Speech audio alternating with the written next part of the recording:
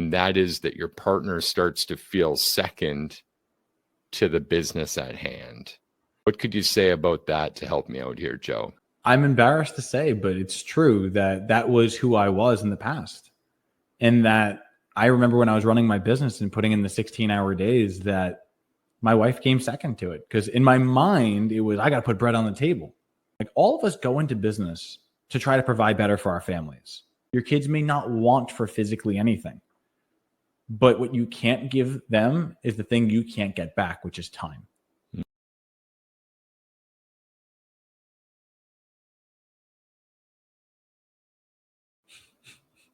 Hello and welcome back to another episode of Electricpreneur Secrets, episode 182, if my count is correct. Although the odd time, these episodes are adding up so quickly as we're showing up 5 days a week to help you master sales, simplify pricing, and deliver premium level service. So a couple of times I've got that episode number wrong. Joseph, how are you doing today, my brother?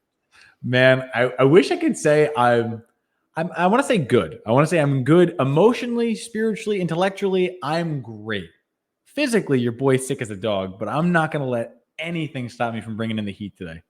I know. I saw your message first thing this morning. We've got such a lineup of just like classes today. It's a big Friday for us. Yeah. You started your day 7 a.m. with a big class, and you were saying, hey, one of the girls was sick last night. I'm sick, not feeling it, but you got through it. I'm so pumped about that. Well, thank you. And I just want to say something about that. It's that my why is bigger than my why not. Wow. It means so much to me. Time out. Go ahead. I just have to interrupt you. Can you just start over? Can you say that again? Sure. My why is bigger than my why not. I personally believe that the reason why I do this is I'm physically compelled. I'm compelled by something larger than myself to want to share any knowledge I have with every electrician that wants to be better. And it's my personal mission to make everyone better than me. So if I decide to sit and take a sick day, there are people who are not going to get the support that I could have given them. And I don't feel cool walking away from it. It's going to take a lot for me to not show up. I feel like this is a hot rod moment where I then introduce myself as, hi, I'm Clay Newmeyer. My why is also bigger than my why not, because that was so big and so much fire that I don't want to be anything else other than what you just said. But I understand what you're saying, man. And I feel that too. I do. It's like, partially because you work from home, really home office, right? So your excuse has got to be pretty thick to not show up, right? Exactly. Miss Hayes with us saying that's powerful. She loves it too. Thank you, Juliet. We agree. I agree. It's massive, massive difference. So it's partially the work from home thing. Yeah. And I've had some fun with that in the past, making jokes on the content, etc. But it's also, it's passion, isn't it? Yeah. I would still drive across town for this. I would drive across town for you guys listening in, engaging with us in the Facebook group on Electricpreneur Secrets. I would do that, and I would show up sick as well. And we have many times, guys, because when you, and you know what, maybe there's something to dispel here, because people often say, oh yeah, do what you love and you'll always enjoy your work. Isn't that how it goes? Do what you love and you'll never work a day in your life. That's what it is. But you've heard people kind of put a disclaimer around that, and I agree with that. So on the advocate of, you know what, if you take your passion and make it work, I'll show you people that hate their passion in short time. I don't necessarily think that's always correct. But you can take a blend of like what you're good at and what's important to you. And for me, honestly, this passion of mine, Joe, is driven from a place of fear, to be honest with you.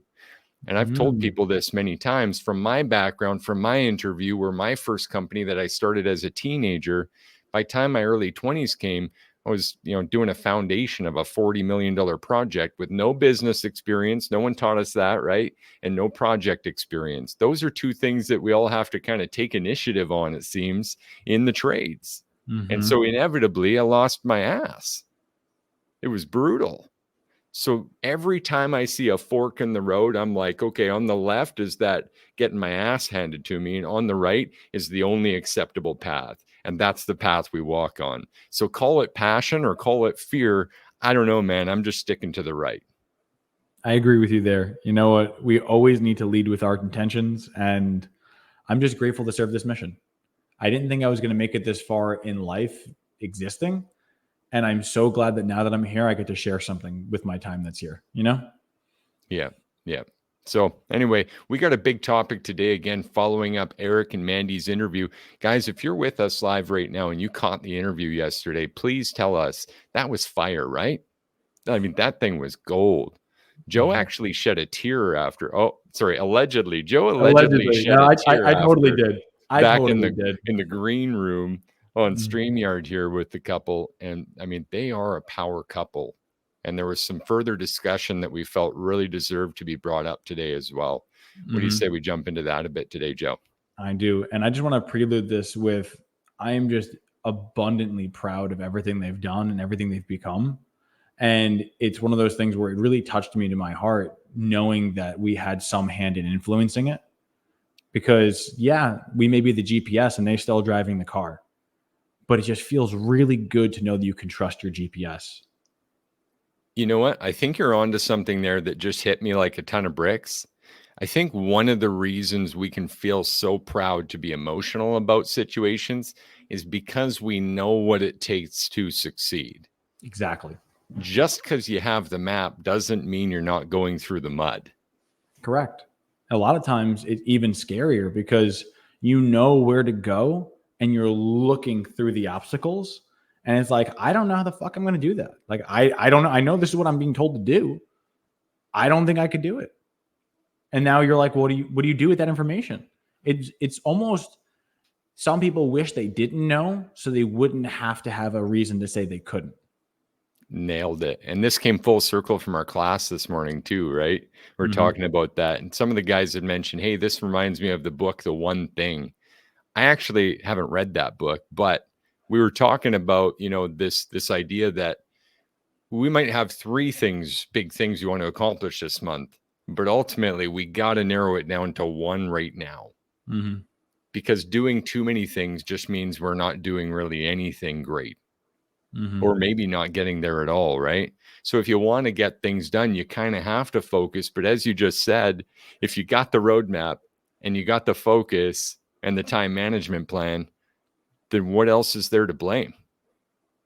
It's nothing fun, because if you have every single piece, but you're not willing to put one foot in front of the other, then you're the only one that's holding you back. And I think knowing that you're the one that holds you back can be heartbreaking to some people. So also acknowledging that, like, yeah, you can grow and you can thrive and you succeed, but you have to also be willing to take what you're willing to bite. Like, didn't Frank Sinatra say, when he sang My Way, it's like, there are times I bit off more than I can chew, but through it all, without a doubt, I took a bite and I spit it out. Like, I'm ready. Definitely. That's huge, man. That's heavyweight stuff. Back to the power couple thing, man. I can say this, and I know we have at times even differing opinions. We won't go too deep on that, but I do want to touch on it and why. Would it be wrong of us to offer that information and those perspectives to our listeners? No, go for it. I think we should. Absolutely not. I once was, well, and even now I do consider us power couples. I mean, I consider you and your wife a power couple. You guys are a powerful team that really take on life together. But of course, we're referencing couples that are taking this deep dive in business together, literally working in parallel. And it's not to be understated here. This is a difficult thing to do. There's obvious turmoil with your personal life. The switch of being able to identify what's business, what's life, and shut it off when business is done for the day. And then it's just that people we're in constant communication with, as this probably already creeps into the household. We tend to get a little more relaxed in our, what's the word I'm looking for? In our intentional communication versus kind of like our autopilot communication, which to me is the same as saying short. You ever been short with your wife, Joe? Oh, God. I was going to say, I mean. Oh, God. Worst question of the week. Here we No, go. no. I was going to say, because the thing is that I pride myself on being what I consider to be a good person. But even good people are not at their best all the time. And I know that I married someone way out of my league. And I try to intentionally bring that energy every day that I'm with her. But I know there are times when I drop the ball, and it's a shame. But instead of looking at it as something I could beat myself down for, I look at it as something saying, this is an opportunity to learn. If every day of my life I could spend my entire life with this person, and every day I'm learning something new about how to not make a mistake or how to improve and do something better, how to communicate better, then eventually when we are celebrating our 50th anniversary, all wrinkled and whatnot, that I could say that we did a good job and we had a good run. You know what? In my experience, your relationship is a project. Your kids are a project. The house renovations project, new vehicle that you're trying to afford project, like all these things we attack, we encounter, we approach in unison with our partner, they're all projects, and they all take bandwidth, and they all take patience, and they all take intention. And I just find that, you know what, each of those is kind of whittling us away, and each of those can have almost conflicting values at points. And so one of the greatest evils that was brought up by Eric and Mandy yesterday after the podcast, and they said, hey, we wish this would have been shared on there, wish we would have thought about this, but like really having your values alignment and your communication intact to make sure that this one problem doesn't happen. And that is that your partner starts to feel second to the business at hand. What could you say about that to help me out here, Joe? Drive that home. I'm embarrassed to say, but it's true that was who I was in the past. And that I remember when I was running my business and putting in the 16-hour days, that my wife came second to it. Because in my mind, it was, I got to put bread on the table. But what's the point? Like, all of us go into business to try to provide better for our families. But in that attempt, end up distancing ourselves from the families. We travel, as we take on night projects, as we put in weekends, as we miss special occasions. And though, you know what? You may have money in the bank. Your kids may not want for physically anything. But what you can't give them is the thing you can't get back, which is time. If you can say that my kids will get my time and my business will get my money, you'll always find that you'll still be favoring your family. Really important. Really good. I love that insight. We discussed this a bit yesterday as well, not on the podcast, but in the background. Here's what I believe about power couples. Mandy's with us saying, so good. Thank you, Mandy. Mandy, happy you're to awesome. recap this and hash it out with you guys. I believe power couples and really just electricpreneurs in general, even a singlepreneur, a solopreneur, have the same challenge. And that is that we're really against time with our ability and our development of that company so that we can exceed where we are today. With a power couple especially, we need to get away from this parallel working relationship full time as soon as possible. That's really the sentiment. If you're just taking on your business alone, or if you're with someone, the same failing point occurs if we're not able to get ourselves out of this current position and advance ourselves. I think a power couple can build crazy empires in business. In fact, we've seen evidence of it again and again and again. And so I really wanted to highlight that point. I think they actually share the same failing point because, you know, the statistics are still there. 80% of small business fails. If we look at the places that it fails, that they fail rather, it's always on that first floor. No one gets their sales, their offer, their marketing, and the supporting operations figured out and delegated. And then they're like, oh, crap. Unless there's a major market swing or a lack of innovation. We might be talking about taxi versus Uber, but no one gets to that second level where they're ready to scale and they lose absolute control of this. Not in my experience anyway. What are your thoughts on that? I would agree as well, in that businesses do change as they grow, but if the people don't change with the business, they can find themselves in a bad situation. Because you can be that solopreneur mentality, like that I'm starting a startup and I have to grind and I've got to push and I got to grind, even when your business is established. So you find yourself trying to solve problems that aren't necessarily needing to be solved right now, and that you would actually solve more of the problem going back to why you started in the first place. You started your business to be more present with your kids, to be more present with your spouse. And yet you're going in the opposite direction, trying to meet that goal. So instead, say, you're already enough. You are enough. You just have to be able to see it and say, what am I prioritizing? If I was left with nothing, if the creator took away one thing from me, this or that, which would I pick? I always had that rule going into it. We got to pick us. Mm-hmm. As I say that, I'm reminded that I am not the funniest person on this podcast. Your wife is, Joe. Oh, what is she saying? She has jumped in the comments and said, take it from the power couple of all time, Clay and Joseph. You know what, though? It is like a power couple. I love it. As an example, I've used it. Mel, I'll work with you here. We'll go with that. Joe, if we stayed in our same positions and worked together 100 hours bi-weekly for the next 5 years and don't have any change, advancement, growth apart, or established positions in the company, we too will not make it. That's true. And the thing is, I have an immense amount of respect for who you are. Like, you are what I am not, and I am what you are not. And in that combination, we make a better person together. And I love that. I love that about you. But you're right. If it was back to back in the trenches, just digging that mile-long trench like you were talking about the other day, what would you, I wouldn't be happy doing it. I'd be like, man, fuck this thing. Let's put something else down. Let's figure this out. Let's get some change going on. That's a good reference. That wasn't on the podcast, by the way. That was in private. Oh, man. The mile-long trench. You just hung some candy out here that didn't exist on the air. You know what? That's going to be a fun one. How about we spoil that one on our next podcast? You got it. Yeah, let's close this out. You know what?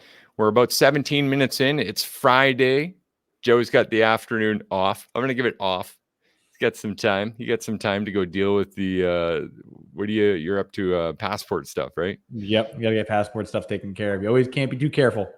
I don't know what that's like in the States, but in Canada, it's a painful process. So I feel for you. And I already am regretting saying afternoon off, because that's not what that is at all. And that's like, it's like the equivalent of saying, hey, I know you got the next 6 hours of the DMV. Enjoy the vacation. It's like, no, no, this is waiting in line and getting stamps. It's going to be terrible. But you know what? We take care of our family. We do what we need to do. Listen, if you're with us still, guys, engaging, thank you so much for joining us. We've got a couple action items coming up, but the biggest action that I could give you this week is to just play a little bit of catch up, go back, listen to the interview yesterday, listen to all the episodes building Eric and Mandy up. They've done a wonderful thing. They're not the only ones doing wonderful things in our group.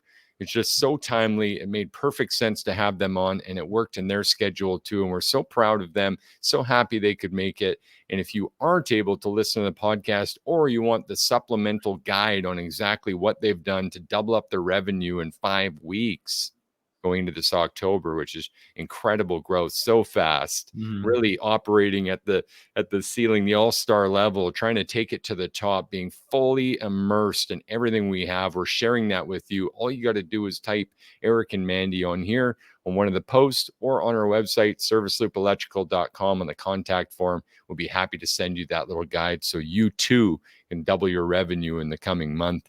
Joe, do you have another action item for our great listeners?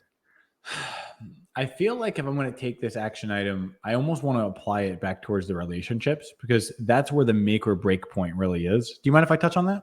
Please. So I know no matter which way you want to swing it, you need to pick a choice, one thing or the other. But you need to understand where it comes from. Why are we making that choice? For the all-star action, what I'd suggest today is knowing what you would choose and consciously making that choice in small transactions every day. What that looks like is this. I've chosen to spend the rest of my life with my wife. How do I show her in small ways every single day that I've chosen her? If you can do the same thing in your relationship, with your children, and with your business, you'll find that those small microtransactions of positivity actually compound to much bigger results. I try to do it in my life. I know that you try to do it in yours. But as long as you're leading with intention, pick your choice. Is it them or is it the business? Pick wisely, because you get to choose once. Wow. And you get to follow that choice up every day. Juliet says, gosh, this is so good. Thank you, ladies. This has been a very powerful episode for the ladies today. Great action items. Mandy says, thank you guys for listening. Thanks everyone who joined us in reaching just about 30,000 downloads to date in just 10 and a half months. Joe, everything is going very well here. I'm so proud to be your partner in this with the Pleasant Peasant and the Sales Bot right here live in the flesh to help you guys, again, 5 days a week, master your sales, simplify your pricing, deliver premium level service, and maybe even work on your power couple relationships from time to time. We'll see you again next week on Electricpreneur Secrets, the Electricians podcast. Have a great weekend.